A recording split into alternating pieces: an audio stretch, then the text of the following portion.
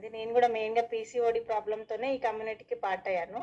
Because of నాకు age 13 years లో ఉన్నప్పుడే నాకు పీసీఓడి ప్రాబ్లం వచ్చింది. బట్ అప్పుడు డాక్టర్ చెప్పింది ఏంటి అంటే, మా మదర్కి వాటర్ బబుల్స్ వచ్చినాయి మీ పాపకి అని చెప్పింది. సో నాకు అప్పుడు నా ఏజ్ 13 years ఉన్నప్పుడే వచ్చింది నాకు పీసీఓడి ప్రాబ్లం. వాటర్ బబుల్స్ అని చెప్తే నాకు అది అర్థం కాలేదు. సో ఏంటంటే ఇయర్లీ వన్స్ మాత్రమే వచ్చేది నాకు పీరియడ్ మొత్తం. అది కూడా టాబ్లెట్స్ వేసుకుంటూనే అండ్ డాక్టర్ చెకప్కి వెళ్తేనే వచ్చేది. సో మా మదర్ చాలా హాస్పిటల్స్ అంటే చూపించారు కానీ, సో పాప కరెక్ట్ వెయిట్ లేదు, అండర్ వెయిట్ ఉంది, ట్రీట్మెంట్ ఇవ్వలే మీ ఏజ్ లో అది ఇది అని చెప్పారు. అప్పుడు కూడా మోస్ట్లీ 20 years బ్యాక్ అంటే అంత ఐడియా కూడా ఉండకపోవచ్చు మేబీ ఇది. సో చాలా హాస్పిటల్ తిరిగి లైట్ తీసుకొని వర్కౌట్స్ చేయడము, లేకపోతే నాకు తెలిసిన ఎక్సర్సైజ్ అట్లా కొంచెం చేయడం వల్ల ఎప్పుడైనా ఇయర్లీ 2 times 3 times అయినా వచ్చేది. సో ఆ టైంలో ఏమీ అర్థం కాలేదు, స్కూలింగ్ కాలేజ్ అంతా అయిపోయింది. బట్ మ్యారేజ్ అయ్యాక పిల్లలు అవ్వడానికి ప్రాబ్లం అవుతుంది అని నేను చేయించుకున్న ట్రీట్మెంట్స్ కి నాకు అర్థమైంది. సో చాలా ట్రీట్మెంట్స్ చేయించుకున్నా నేను. ఎలా అంటే నేను అండర్ వెయిట్ లో ఉండేదని, ఆ ట్రీట్మెంట్స్ వల్ల నేను 30 kgs వెయిట్ గెయిన్ అయిపోయా. సో నా ఎలా అంటే నేను కూర్చోలేక నీ పెయిన్ రావడం, అసలు చాలా అంటే సఫర్ అయ్యా. అంటే ఇంకా ఎట్లా అంటే ఎవరో ఏదో ఒకటి అంటారేమో, ఇన్సెక్యూర్ గా ఫీల్ అవ్వడం, బయటికి వెళ్ళకపోవడం, అలా చాలా సఫర్ అయ్యేదాన్ని. అట్లా ఎలా అంటే చూస్తే నాకు భయం వేస్తుండే. సో మా హస్బెండ్ అన్న లేదు లేదు నువ్వు అట్లా ఏం ఫీల్ కాకుండా నార్మల్గా ఏదైనా డైట్ చేస్తుందో నీకు తెలిసిందంటే, అలా నేను నార్మల్గా డైట్ చేస్తూ అన్ని ట్రీట్మెంట్స్ తీసుకున్నాను. నాకు ఫస్ట్ ప్రెగ్నెన్సీ కొంచెం న్యాచురల్ గానే కన్సీవ్ అయింది. బట్ నేను ఎప్పుడైతే ఆ ట్రీట్మెంట్స్ తీసుకున్నాను, బట్ అది నా ప్రెగ్నెన్సీ టైంలో చాలా ప్రాబ్లం అయింది. మా బాబుకి కొంచెం స్కిన్ రిలేటెడ్ ఇష్యూతో పుట్టాడు. సో అలా డాక్టర్స్ కి చూపించడం, మళ్ళీ అదొక స్ట్రెస్ ఎక్కువైపోయింది బాబు పుట్టాక. సో అలా నాకు ఏంటంటే సెకండ్ స్టేజ్ వచ్చింది పీసీఓడిలో. ఏంటంటే ఓవర్ బ్లీడింగ్, కంటిన్యూస్ గా బ్లీడింగ్ వచ్చేది. ఎలా అంటే మనం కిందనే పడుకోవాలి, బెడ్ పైన కూడా పడుకోలేము, ఉంటే వాష్రూమ్ లోనే ఉండాలి. అది ఎలా అంటే కోవిడ్ టైం అయిపోయింది, ఇంకా హాస్పిటల్స్ కూడా వెళ్ళడానికి లేదు.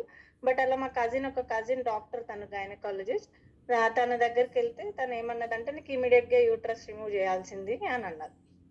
సో నా ఏజ్ 30s లో కూడా లేదు, నేను ఎట్లా రిమూవ్ చేయించుకోవాలి అని నేను అప్పుడు చాలా సఫర్ అయ్యా. అంటే నేను చాలా ఇయర్స్ నుంచి నేను హాస్పిటల్స్ తిరుగుతున్నాను. అంటే ఏదో ఒక రీజన్ కి నేను తిరుగుతూనే ఉన్నాను. సో ఇప్పుడు ఈ రీజన్ కి నేను యూట్రస్ ఎట్లా తీయించుకోవాలి, ఇంత చిన్న బాబు ఉన్నాడు అది ఇది అనుకున్నాను. బట్ ఒక టైంలో ఏమైందంటే ఒక పర్సన్ నాకు న్యూట్రిషన్ గురించి చెప్పింది, బట్ నేను బిలీవ్ చేయలేదు. తన నెంబర్ కూడా నేను బ్లాక్ చేసేసిన, ఓకే విసిగిస్తుంది నన్ను అనేసి. దాని తర్వాత నేను ఇట్లానే ఒకసారి ఫేస్బుక్ లోనేమో మళ్ళీ నాకు హాయ్ పెట్టింది. సో ఒక 3 days అయ్యాక నేను చూసుకున్నా తన డ్రాస్టిక్ చేంజెస్ వచ్చినాయి. బిఫోర్ ఆఫ్టర్ నేను చాలా అంటే చాలా డ్రాస్టిక్ చేంజెస్ ఉండే. సో అని నేను ఇది సరే ఎన్నో డైట్స్ చేసినాం కదా. సో డాక్టర్ కూడా ఏమన్నారంటే ఇప్పుడు నీకు ఇప్పుడైతే ప్రజెంట్ ఇంజెక్షన్స్ ఇస్తున్నాం, దాంతో నీకు ఓవర్కమ్ చేసుకుంటావు లేదో అయితే మాకు తెలియదు, బట్ నువ్వు కొంచెం వెయిట్ తగ్గడానికి అయితే ట్రై చేయాలి అని అన్నారు. సో నేను తనని అడిగా, ఇలా చెప్పారు డాక్టర్ అంటే, ఓకే ఒకసారి అయితే ట్రై చేయి, నీకు రిజల్ట్స్ వస్తుంది, ఓవర్కమ్ చేసుకోవచ్చు అని చెప్పింది. తను క్యూర్ అవుతుంది అట్లా అనేసి నాకేమీ చెప్పలేదు. సో తను ఇలా ఎందుకు చెప్తుంది, సరే చూద్దాం అనేసి నేను గుడ్డిగానే వెళ్ళా. అసలు అంత నేను బిలీవ్ కూడా చేయలేదు. నాకు అసలు ఏదైనా జరిగితే నేను నెగిటివ్ ఆన్సర్ ఇద్దాం ఆమెకి, నేను ఎందుకంటే అదే మైండ్ సెట్ తో ఉన్నాను నేను. సరే అని ఫస్ట్ వాళ్ళ ఇంటికి, హాస్పిటల్ నుంచి నేను డైరెక్ట్ వాళ్ళ ఇంటికి వెళ్ళి తీసుకుని వద్దామని వెళ్ళా. సో నేను అడే వాళ్ళ ఇంట్లో వాళ్ళ బాబుకి కూడా ఇస్తుంది తన న్యూట్రిషన్. సో ఇదేంటి బాబుకి కూడా ఇస్తున్నావు, ఇది మనకే కదా అట్లా అంటే, నేను అప్పుడు కొంచెం బిలీవ్ చేసిన తనని. సరే ఇలా మా బాబుకు కూడా ప్రాబ్లం ఉంది ఇవ్వచ్చా అంటే, ఇచ్చి చూడు అనింది. సో నేను నా కోసం నేను మా బాబు కోసం కూడా తీసుకొని వచ్చాను. నేను స్టార్ట్ చేసిన 3-4 daysకి ఏంటంటే నాకు కొంచెం ఫ్రీగా అనిపించింది. నాకు ఓవర్ బ్లీడింగ్ అదంతా తగ్గిందని కాదు కానీ ఫ్రీ అనిపించడం, మంచి స్లీప్ రావడం జరిగింది. అండ్ మా బాబు కూడా మంచి రిజల్ట్ వస్తుంది. బట్ నేను ఫస్ట్ నా మీదనే కాన్సన్ట్రేట్ చేద్దాం అనేసి అనుకున్నా. అలా నాకు ఒక 15 days అయ్యాక నాకు చాలా కోపం వచ్చింది మా కోచ్ మీద.